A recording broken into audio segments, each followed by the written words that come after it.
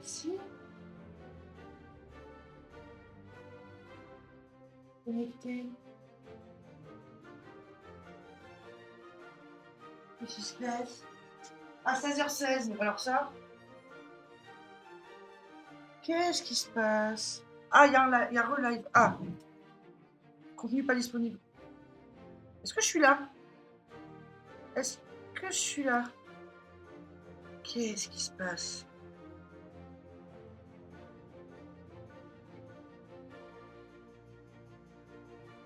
C'est reviendu?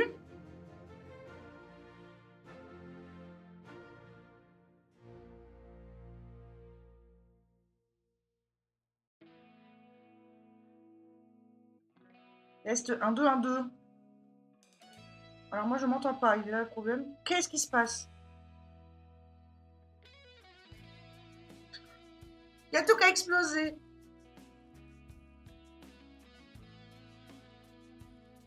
Ah, tu m'entends, ok. J'ai l'appli Twitch qui a pété. Ok. Bon, bah j'ai plus le retour. Bon, ok, c'est pas grave. Qu'est-ce qui vient de se passer?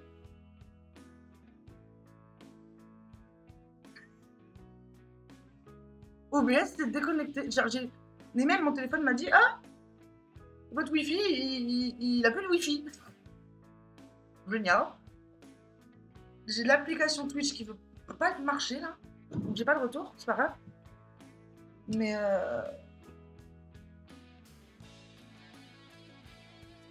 j'ai entendu qu'OBS. Non, mais sachant que j'ai une ancienne version d'OBS, moi. J'ai la version de 2016-2017 qui avait tous les bugs du monde. En plus, donc. Je vais demander ça. Mais si, en plus. Ah, mais peut-être les serveurs OBS ont un problème en ce moment, peut-être. Alors, sur le. Ah, ça y est. Oh, tout est reviendu. Tout est reviendu.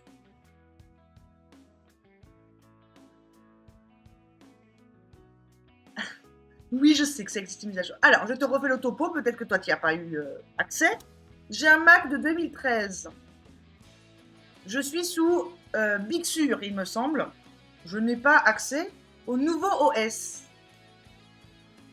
Donc, je n'ai pas accès à la nouvelle version de OBS. J'ai la version 0.19, je crois. Non, pas 0, mais attends. La version 29, pardon. Maintenant, ils en sont à la 32. Et je ne peux pas prendre après 19.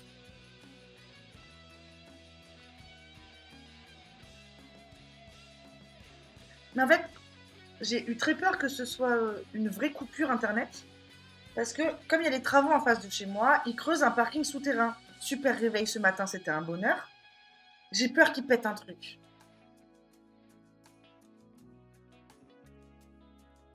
Merci l'informatique qui fait que tu. Ah, tu as acheté un vieux modèle, bon bah on va acheter un neuf. Alors, c'est l'ancien Mac de mon père, c'est pour ça que je l'ai eu. Parce que lui, il s'est acheté un nouveau. Donc je l'ai eu. Mais du coup, il date de 2013. Et ça coûte une couille et demie d'en acheter un neuf. Donc, ben, j'attends d'avoir des sous. N'hésitez pas à passer des commandes, point d'exclamation Etsy, n'hésitez pas. C'est pour ça que les live golf sont en qualité crasse-pouille. Parce que j'ai le Mac de 2013.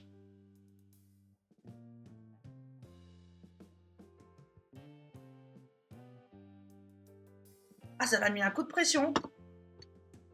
Je suis allée voir ma box et tout.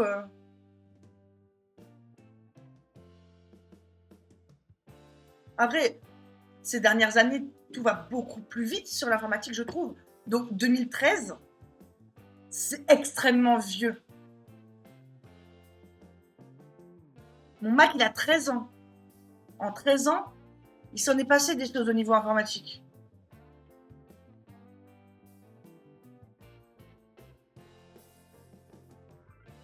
Donc, c'est normal. Alors, du coup, on remet tout bien. Ok. Mon papa avait un portable Mac. J'utilise pas Mac. Une amie, son Mac a lâché. Je lui ai vendu à un très bon prix. 3 fois moins cher que le prix de revente d'occasion. Mais en fait, le truc, c'est qu'en soi, il va bien, le Mac. Il est hyper fonctionnel. Bon, j'arrive à faire laguer Dofus. Un bonheur. Mais il est fonctionnel. J'arrive quand même à faire tourner OBS, tu vois. Genre, il marche bien. Il est pas du tout en fin de vie, mon Mac, tu vois. C'est parce que, en soi, j'ai pas besoin de le changer. J'ai pas comment dire, j'ai pas l'urgence de le changer. C'est que comme je fais du Twitch, comme je fais du live, je fais du jeu en live, je lui demande plus que ses capacités de base. Donc, déjà, il va mourir plus tôt que prévu, parce que je le pense, hein. Et j'ai tout en moins bonne qualité que ce qui se fait maintenant. C'est pour ça que je veux changer de Mac. En soi, il est ultra fonctionnel.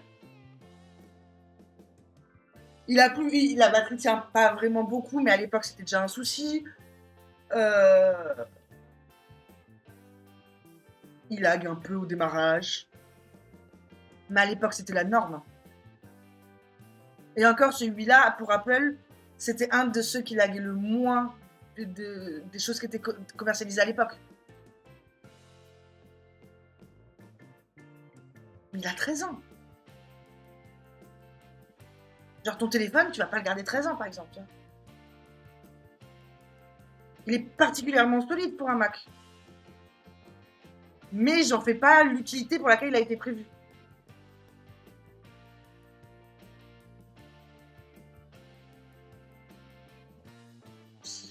La tablette qu'il avait, j'ai acheté un stylet pour voir le logiciel de modélisation. J'ai pas accroché. Un ami cherchait une tablette pour ce gros garçon. T'as vendu le prix ou t'avais acheté le stylet? Moi, tu vois, j'ai plein de potes qui font du dessin digital, l'iPad, avec Procreate. C'est leur meilleur ami parce qu'en plus, ils ont un Mac et du coup, ils peuvent faire des lives sur leur tablette. C'est un bonheur. Mais en fait, tout le monde dit l'obsolescence programmée, machin. Déjà, oui, mais ta cafetière a une obsolescence programmée. Euh, donc, c'est pas Mac particulièrement, déjà. Et deuxièmement, euh, n'importe quelle électronique que tu achètes, tu es censé en faire l'utilité prévue. Ce Mac-là, en 2013, t'es pas censé faire du gaming dessus, t'es pas censé faire du live dessus. Donc, j'en fais pas l'utilité prévue, c'est normal qu'il ait du mal. Bon, là, en plus, c'est ma box qui a eu du mal. Mais...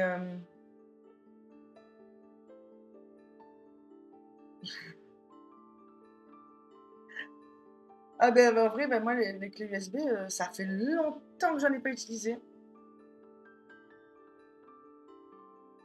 Mais je crois que les dernières fois que j'en ai utilisé, c'était pour mes cours, hein.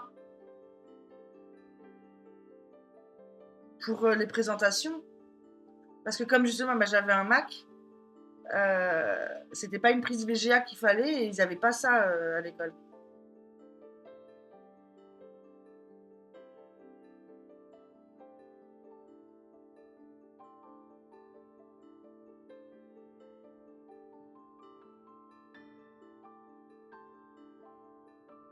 Ah, je comprends d'avoir toujours une clé USB sur soi en fonction des domaines où t'es, c'est normal, hein.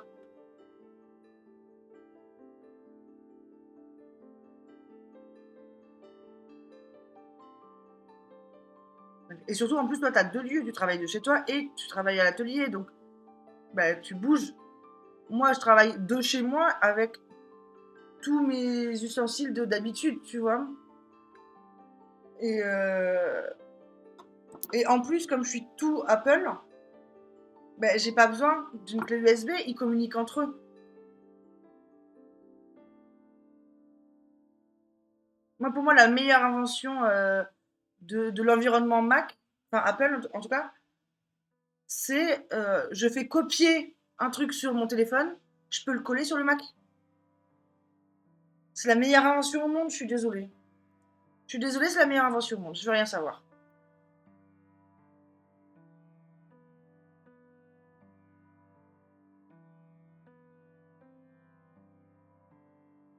Ouais, c'est ça, c'est que toi, t'as une vraie utilité d'avoir une clé USB.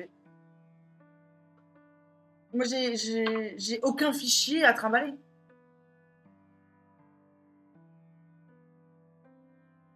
J'en avais retrouvé une de clé USB l'autre jour en rangeant mes affaires, enfin en déplaçant toutes mes affaires pour installer le bureau en verre.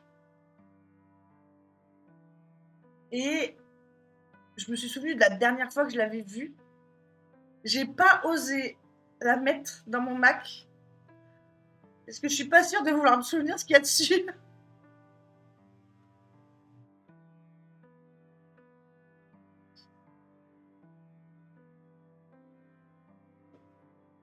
Mais en plus, sachant que maintenant, la seule utilité que j'aurais serait pour stocker des trucs, j'ai mon disque dur externe. De 1 ou 2 Tera. Je sais plus. Pareil, un ancien truc de mon père. Que ma mère a fait tomber l'autre jour. J'espère qu'il est pas mort. Sinon, je suis dans la merde. Parce que j'ai des trucs vraiment importants dessus. Enfin, j'ai toute mon entreprise depuis le début, quoi.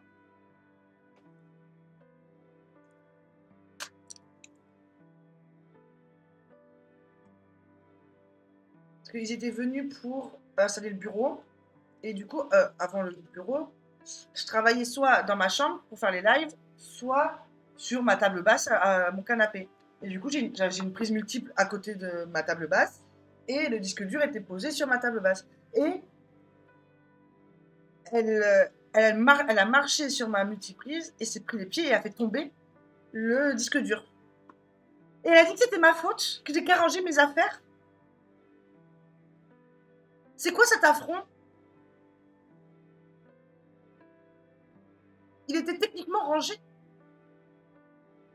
Bon, je suis team crayon. Papier crayon. Moi aussi. Papier crayon. De 1, mon PC portable est vieux, batterie HS, pour la modélisation, lag et tout.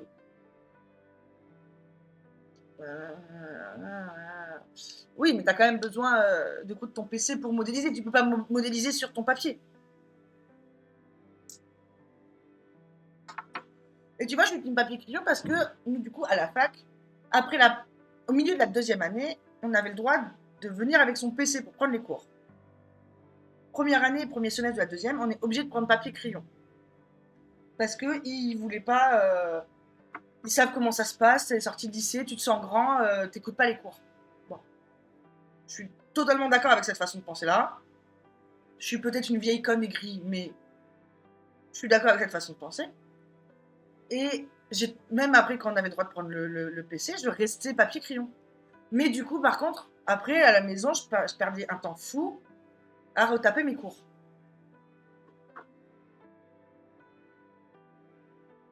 Parce que le problème, c'est que je suis aussi un peu team volante. Team feuille volante. Donc, pour pas perdre mes cours, ben, je les retapais sur le PC. Et pour aussi pouvoir les ranger et me débarrasser de cartons immenses, parce que les cours de droit, ça prend de la place, de cartons immenses de cours. Et en fait, c'est pour ça que quand j'ai eu les moyens, je me suis acheté un iPad pour papier-crayon, mais direct, sans feuille. Et ça m'a changé la vie. J'écris à la main, mais j'ai pas de feuille volante et je risque pas de perdre mes feuilles. J'ai tout sur le Mac, le Mac aussi du coup, mais j'ai tout sur l'iPad.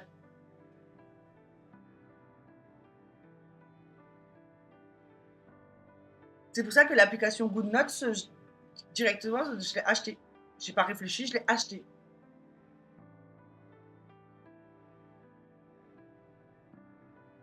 Mais après, parce que toi, tu fais un travail qui comment dire, qui nécessite un ordinateur. Moi, en soi, le crochet, de base, j'ai pas besoin de mon ordinateur. Mon ordinateur, en soi, il me sert à live et avec tous mes fichiers pour calculer mes prix, suivre mes ventes, suivre mes budgets, tout. Parce que ça fait les calculs tout seul, du coup.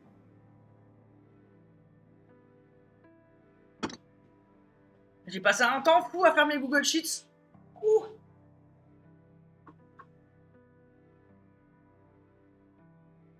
Ah, d'ailleurs, j'ai vu passer depuis ce matin. Mais tu vas voir le problème aussi. Tu vas y être confronté. J'ai vu ce matin. Je sais pas pourquoi. unique. J'en ai jamais entendu parler avant. Et depuis ce matin, mon Instagram était rempli de gens qui parlaient de ça. Du truc de la facturation électronique, là. Je suis pas sûre d'avoir tout compris. Mais je suis concernée. J'ai rien compris. Les plans 3D, oui. Le reste, j'ai classé à la télé, tout est noté. Les outils, calcul de vitesse, matériel. Ça veut dire que tu fais genre tous tes calculs, genre les prix et tout, tu fais tout à la main. Ton livret de compte et tout, c'est tout à la main. Ça, je pourrais pas. Je suis nulle en calcul mental après, ça aide pas. Donc moi, j'ai des Google Sheets. Ah, le prix sur le PC. Ok, ça va. Et d'ailleurs, est-ce que, ça c'est une vraie question que je me suis posée tout à l'heure. On est d'accord que toi, tu lances ton imprimante 3D et en soi, ça te demande pas de travail pendant que ça imprime. Est-ce que, dans ton calcul de ton prix, tu prends en compte ce temps-là ou pas? Parce que moi, par exemple, quand je rédige mes patrons et tout, je prends pas en compte le prix de réflexion et de rédaction des patrons. Je prends uniquement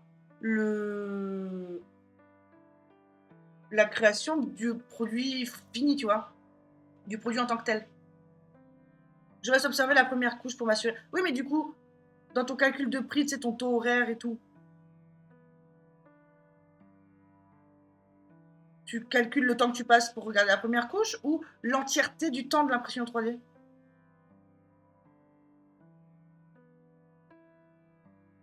En plus des matériaux et tout, hein, bien sûr.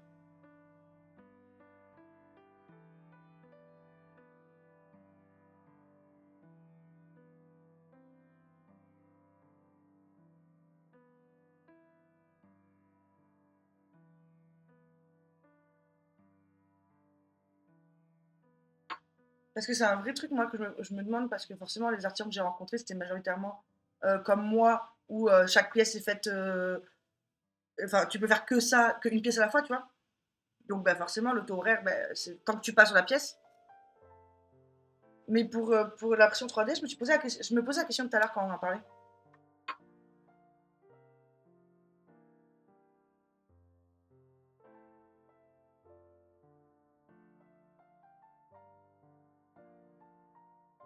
Parce qu'en soi, je sais que techniquement, quand j'établis mes prix, euh, je prends pas en compte tout le temps où je rédige le patron et tout. Tu vois, le temps, parce qu'après, je les lave tous, un par un, à la main, tout ça et tout. Pour une impression, je mets un prix pour la préparation de la machine, oui. Tout le nettoyage du plateau, changement de filament, c'est compris pour l'entretien, ok. Ah, la machine est utilisée, donc même quand t'es pas devant. Ah oui, parce que comme c'est une machine, elle s'use, et donc plus elle est utilisée, plus elle s'use, donc c'est pour... Ok.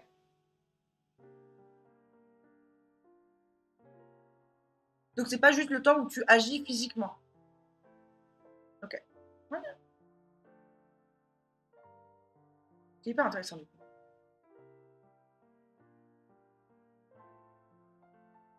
Parce que j'imagine que ce genre de machine, ça a un nombre d'heures de durée de vie, et bah du coup, plus c'est des projets longs, plus... Voilà, ok. 2 fois par année, c'est chaque machine est démontée complète. Ok, ok. Je vois, c'est hyper intéressant. J'adore parler de ça. Parce que pareil, en soi, moi, le prix de mes ciseaux, de mes marqueurs, de mon crochet, je le prends pas en compte quand j'établis mes prix. Ça fait partie de ma marge. Ma marge, elle sert à ça. Et mes fils, mes achats de laine et tout,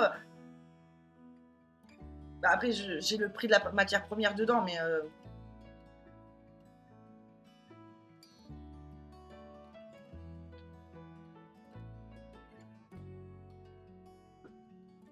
je vois.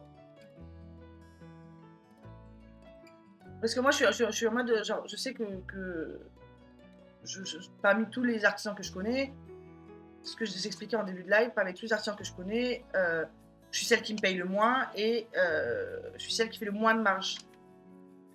Une impression que je vendrais 100 balles, la pièce coûte 90 et la préparation 10. Ok. Ok.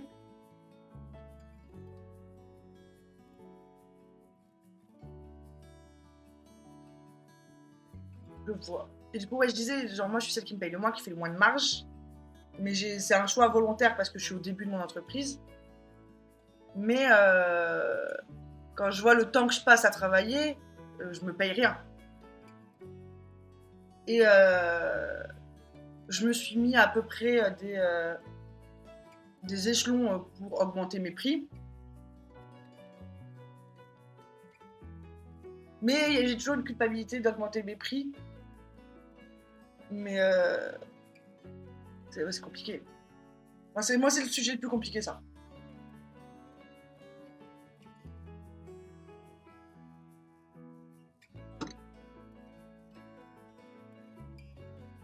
Parce qu'en plus, comme c'est métier passion, tu sais, j'adore faire du crochet et du coup, j'ai pas l'impression, entre guillemets, de devoir être payé pour ça, mais ça c'est mon travail en soi. Certains clients, ils font un forfait. C'est pas des grosses problèmes, mais long à terme. Ok. Oui, parce qu'en plus, comme tu fais des trucs. Tu vends pas, comment dire. De ce que tu m'as expliqué, c'est des trucs précis que tu fais. Tu fais pas genre comme moi où je fais 15 poules et je vends mes 15 poules. Tu vois. Tu fais quasiment que du personnalisé. Donc, il y a toute la modélisation et tout. C'est pour ça que moi, mes patrons, ils rentrent pas dans le prix. Ouais, voilà. Tu peux en faire des milliers.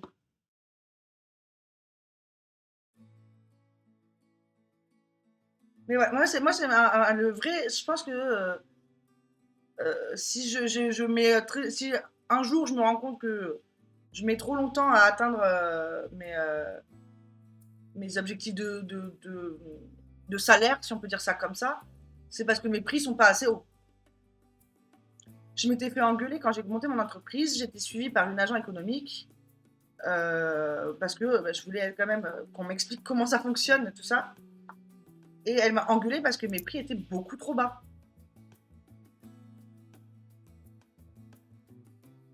Et que, en gros, avec la quantité que je peux faire et vu mes prix, pour l'instant, je ne peux pas atteindre plus qu'un SMIC. Mon seuil, mon maximum d'argent que je peux faire, c'est un SMIC.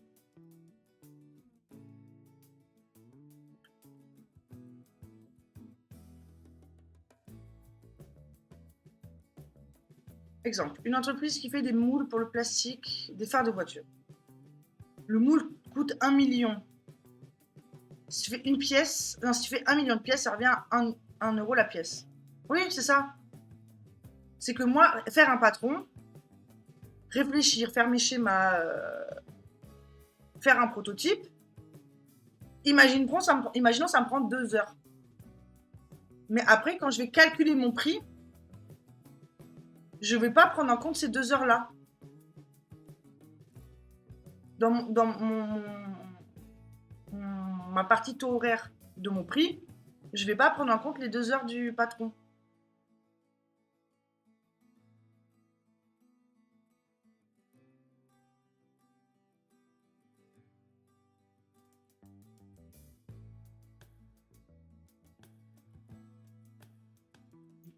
Et en fait, ça, je ne sais pas si c'est bien ou si c'est pas bien.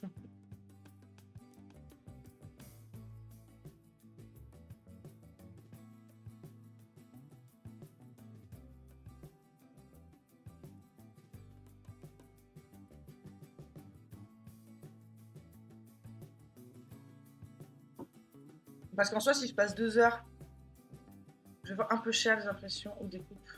Je gagne sur la modélisation, ok. Et comme je vends pas à mes patrons. Mais parce que je me dis, si mes 2 heures là, je les intègre dans le prix. Mais ça veut dire que techniquement, c'est un travail que je vais faire une seule fois. Donc si je vends une pièce, je suis déjà payé sur ces 2 heures là. Donc, À partir du moment où je vends la deuxième pièce, je vais avoir l'impression de voler le client. Tu vois ce que je veux dire?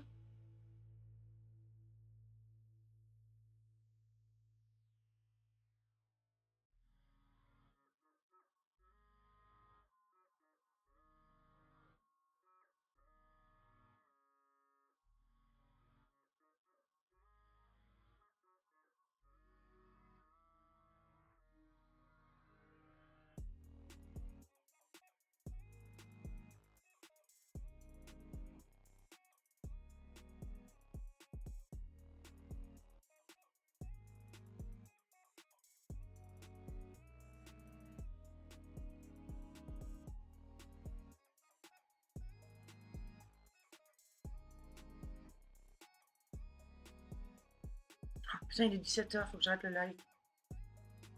Ouais, j'ai pas fini.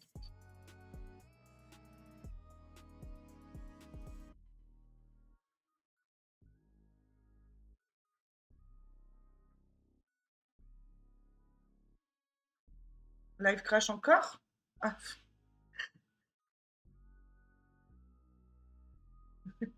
c'est toi qui as crash, très bien. Je finis mon rôle et je réponds à ton message.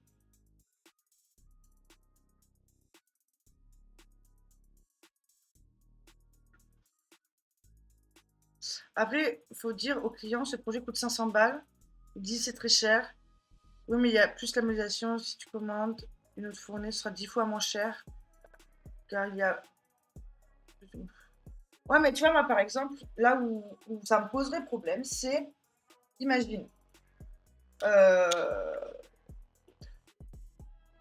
on me demande une commande personnalisée. Enfin, quelque chose que du coup, je n'ai pas à mon catalogue. Je vais me dire, ok, dans le prix, je mets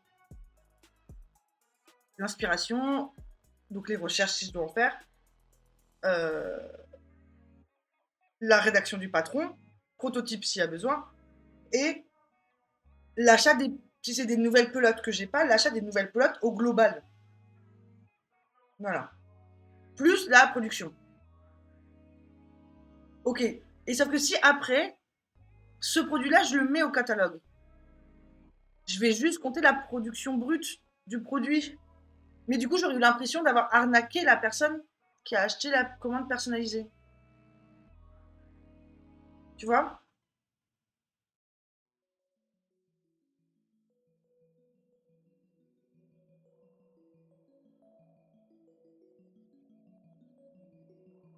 Je vais arrêter le crochet là. Là, j'en peux plus. Je comprends. Mais voilà, mais du coup, c'est mon problème actuellement. Je sais que mes prix sont trop bas de toute façon. Euh, mais je les trouve déjà très chers. En fait, moi, le truc, c'est que mes prix, s'ils sont aussi bas, c'est un choix que j'ai fait. C'est que j'ai toujours voulu acheter du fait main et que j'ai jamais eu les moyens. Et je veux pas recréer ce cercle-là. Donc, j'ai accepté de faire des prix plutôt bas. Mais je vais les augmenter un jour parce que, comme je t'ai dit, je peux pas atteindre plus qu'un SMIC. Là, même si je crochette toute la journée, que je vends tout ce que je crochette, je ne peux pas atteindre plus qu'un SMIC. Et un SMIC, bah, j'aimerais bien vivre plus que ça. Et donc un jour, j'augmenterai mes prix. Mais c'est voilà, c'est compliqué. Moi, c'est mon vrai point faible, c'est ça. Euh, j'en peux plus là. J'ai la tête qui va exploser. Je vais arrêter le live là.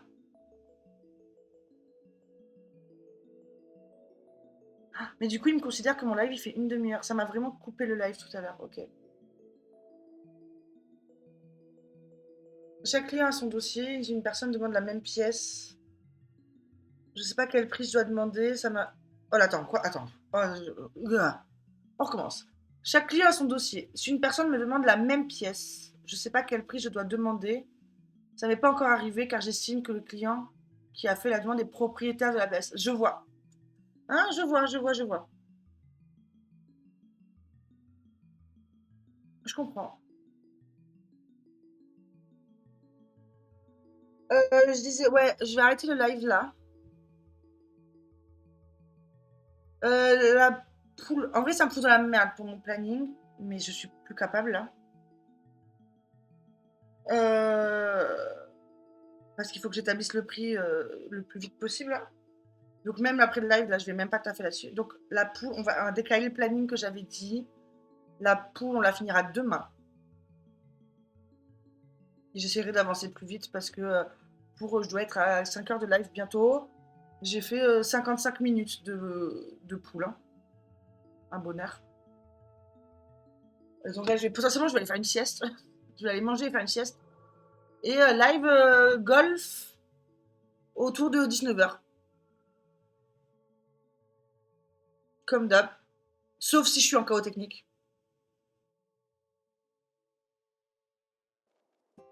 Mais live sable, exactement.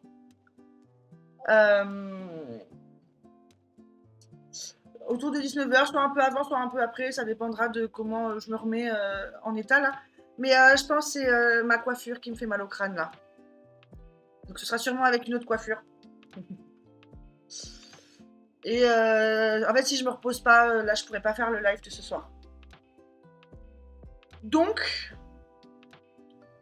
j'ai soif, putain.